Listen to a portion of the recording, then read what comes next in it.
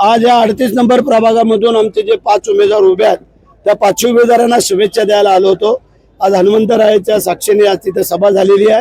तिकडे भैरवनाथाचं मंदिर आहे, शिवालय आहे आणि वातावरण चांगलं आहे। वरुण राजाने पण त्यांच्यावरती प्रगट झालेला आहे।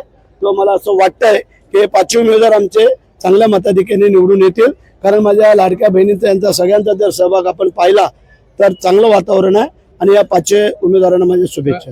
असं आहे की आज राज्याचे मंत्री आणि आमचे सहकारी भरतशेठ गोगावले प्रभाग क्रमांक 38 मध्ये 5 उमेदवार जे आमचे त्यांच्या प्रचारार्थ इथे आले होते। हा माझाच मतदारसंघ असल्यामुळे करोडोने अब्ज रुपयांची कामं आता सध्या सुद्धा या संपूर्ण परिसराला 806 कोटीची एक योजना, 200 कोटीची एक ऍडिशनल योजना आणि जांभूळवाडी तलावातून 58 कोटीची योजना, अशा जवळ 1058 कोटीच्या योजना मंजूर आहेत। आज तगायत राष्ट्रवादीने साधे डीपी रोड सुद्धा करू शकले नाहीत। 1997 सालचा जो आराखडा हे होता समाविष्ट गाव त्याच्यामुळे, आणि म्हणून शिवसेनेला अधिकार आहे।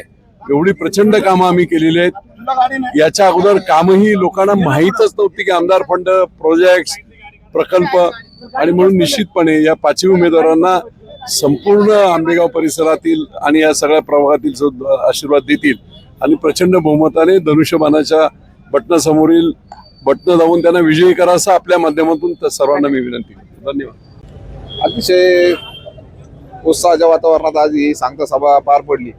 लोकांचा उत्साह पाहून नक्कीच सर्वांना विश्वास आहे या ठिकाणी शिवसेनेचा संपूर्ण पॅनल प्रचंड बहुमताने विजय होईल।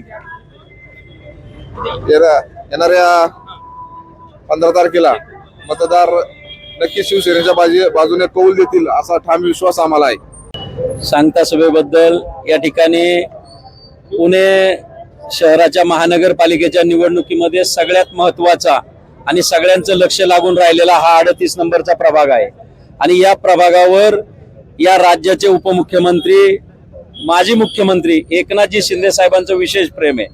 कारण पुण्यामध्ये सभा देत असताना सुद्धा त्यांनी पुण्याचा शुभारंभ हा या 38 नंबरच्या प्रभागातून केलेला आहे। नुसता मोकळा किंवा कोरड्या हाताने ते या ठिकाणी आले नाहीत। या सभा किंवा महानगरपालिकेची निवडणूक होण्यापूर्वी त्यांनी 350 कोटी रुपये मला वाटतं मंजूर केले, त्यातले 35 कोटी रुपये पहिल्यांदा इथं दिलेले, त्याच्या जवळजवळ वर्क ऑर्डर पूर्ण झालेले आहेत।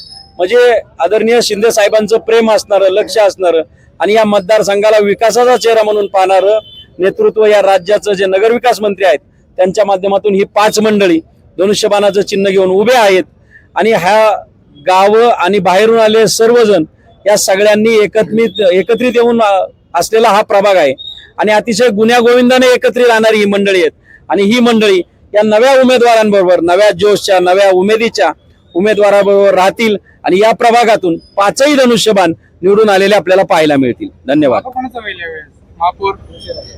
महापौर महायुतीचा होईल, पण तो शिवसेनेच्या धनुष्यबाणाशिवाय होणार नाही हे मी तुम्हाला आवर्जून सांगतो। युवा चेहरा काय सांगाल या भागात? त्या कामात भरपूर काम करायला संधी आहे। खऱ्या अर्थाने डेव्हलपमेंट जर कुठं होणार असेल तर या नवीन गावामध्ये, समाविष्ट गावामध्ये, आणि तुम्ही ऐकलंच असेल की बापूंनी जो शब्द दिला किंवा भरत शेट्टी शब्द दिला, आज जसे शिवसेने जे नगरसेवक निवडून आल्यानंतर सर्वप्रथम जर भरघोस कुठे देणार असेल तर हा प्रभाग क्रमांक 38 मध्ये असणार। म्हणून 100% जर आमच्या मागं जर कुठली मोठी ताकद असेल तर ती म्हणजे एकनाथजी शिंदे साहेब।